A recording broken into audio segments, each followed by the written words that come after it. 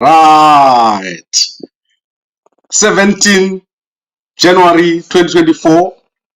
And today I've got quite a number of stories that we're covering. And this is a very, very interesting day because Thursdays, normally most newspapers have got business stories. But today we want to start with the mining ban by acting Zimbabwe President General Constantino Chiwenga. So what has happened is that everyone who is mining artisanally has been told to stop until the rainy season is over. And this is because of the continuous collapse of mines and the death of over 100 miners since the beginning of last year. So many people have died. And last week, with the issue at or the incident at Red Wing Mine, where all those miners were trapped underground. So General Chiwenga, who is currently acting president, has issued a ban after he said he was going to cause an investigation. And this has been rejected. So if you look at today's newspapers, you will see that the story is there in most of the state press. They are saying that people who do artisanal mining have said they are not going to stop mining because even 1 month is too much for them to stop mining. And this is something that is obviously reflecting of what is happening. The guys who are doing artisanal mining have got the support of ED and the people around him, and Chiwenga himself is not involved in any mining. So it's the two factional fightings that are continuing, where you see guys who are aligned to General Chiwenga on one side and guys who are aligned to ED on the other side. So let's see how this ends. And here, if you look at the court, that is the Caroline Muchoni, president of the Zimbabwe Artisanal Miners Association, has said that it is too much to ban mining for even 1 month. So at the moment, they don't want this ban, the mining to continue, regardless of the number of people who are dying during these mining operations, which are unauthorized, which are not formal, which are not safe. So this is a very, very big story that is developing here. Now let's look at the next story, which is Chamisa is trending on Twitter, and this is because of his posts. If you see the post that was done by Gift Ostalo Siziwa, posting the Zimbabwe, Chamisa is the president of the Democratic Alternative of Zimbabwe, and here promised Mkwananzi saying Chamisa Oremera streets. So this is something that is trending. Is Chamisa forming a new political party? Is Chamisa not? And this has been trending all over for the past 2 days. In fact, for the past 24 hours, Chamisa has been trending on Twitter over this issue. Now, let's look at other stories. Charumbira, Chief Charumbira has been fired from PAP. Pan-African Parliament is finally dismissed Chief Charumbira. Rutendo Benson Matinyarare has been ordered to remove posts, defamatory posts, by Innscor, Zimbabwe. So Innscor, Zimbabwe went to court here in South Africa, and they've banned, they've told the court, the High Court here or in South Africa has ordered Rutendo Benson Matinyarare to remove the posts that are there on his Facebook page, on his Twitter page. You can see that on the newspaper, the newspaper. Then, if you look at the Herald newspaper, they say that robotics and coding are going to be introduced in Zimbabwe as a key subject. So you are now going to learn coding and robotics in Zimbabwe school. Very, very good move. Then CBZ is buying the whole of FML Holdings. They've offered an offer to every FM holder of shares so that they can get some money in return for the shares. And then there is been issues with the Forbes border opening, 24-hour openings. The Mozambicans have now come to Zimbabwe to negotiate because I think it has put pressure on the Mozambican side. So they're coming to Zimbabwe. They're actually currently in Zimbabwe looking at what is supposed to happen with that opening.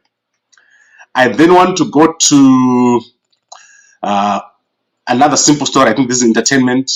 There's a Bulawayo author called Marshal Chiza who is trying to reach Mnangagwa, and the guys around Mnangagwa are not allowing him. He's written a book about ED, and that book, he wants ED to endorse the book, but people around ED are refusing to let him do so.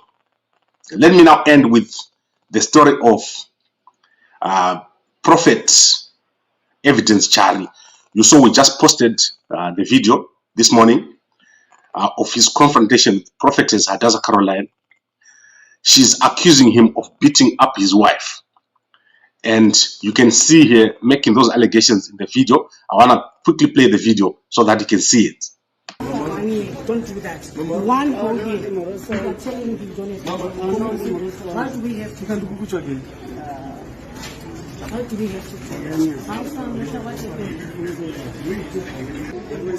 And now, some ways like I don't care about who. The car belongs to me. Where's my car? You mean the car belongs to me? Where's my car? It's been over again. It's been over again. You have not kept your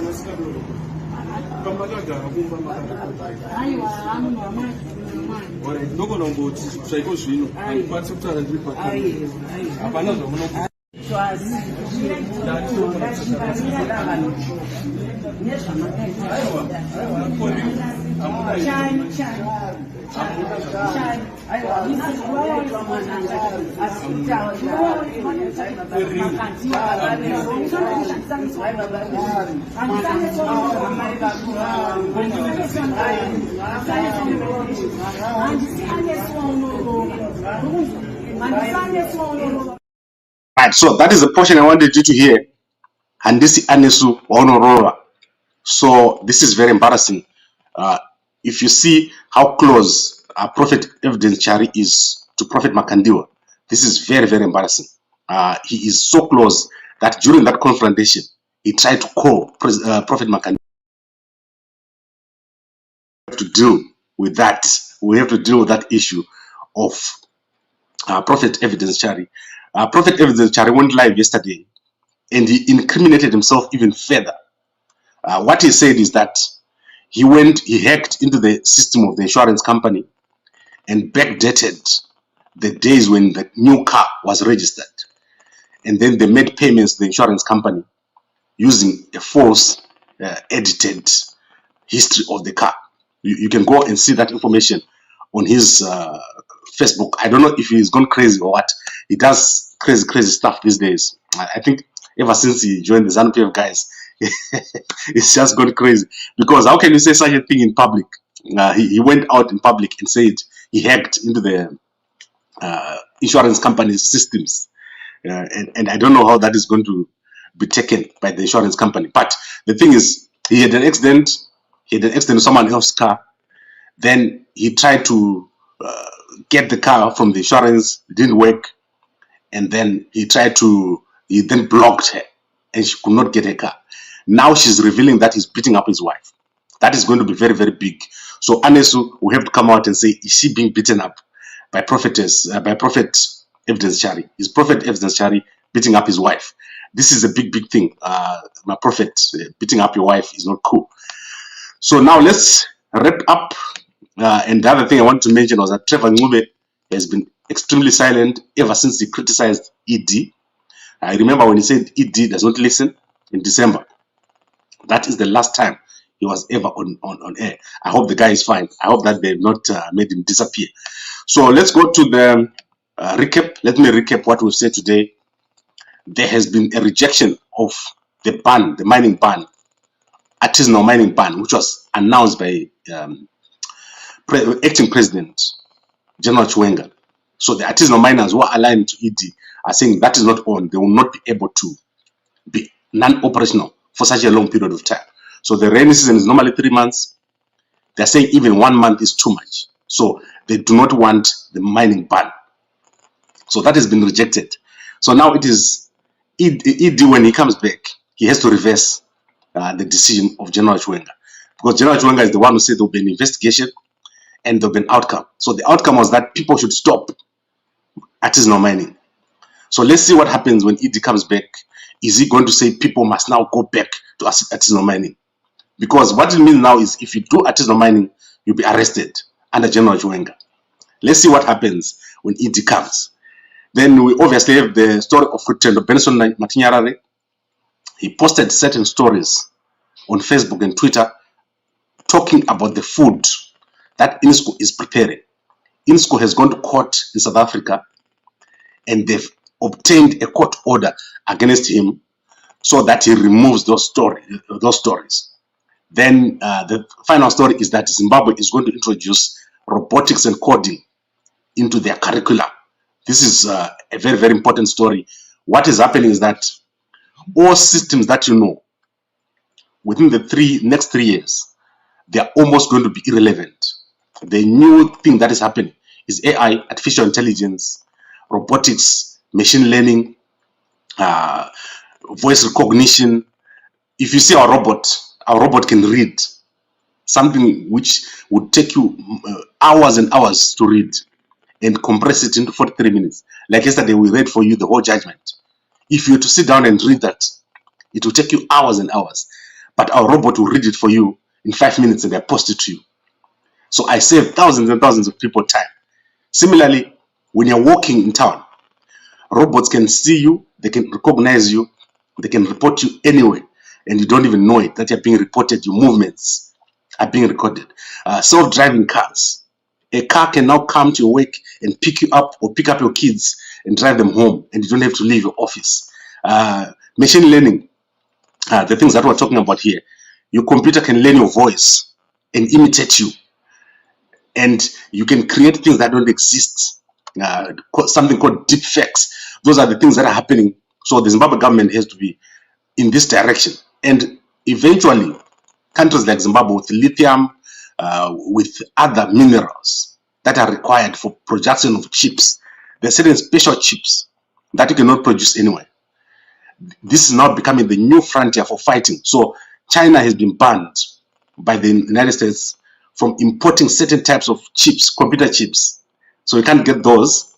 They are now a national strategic asset. Those computer chips, companies are no longer allowed to export those chips. So it's very, very important. This is a new world order. Remember when guys were talking about 7G and 8G, now you're there. You are going to have robots that can do stuff like fighting wars and all that kind of stuff without people involved.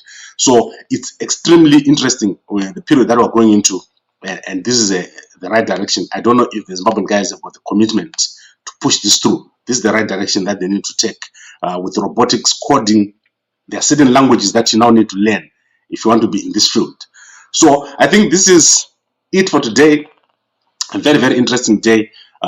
Let's see what happens tomorrow. Tomorrow is a Friday. We normally have a lot of stories on Friday, but for today, this is where we are. And I'd like to thank everyone who is supporting us, and a good day to you all.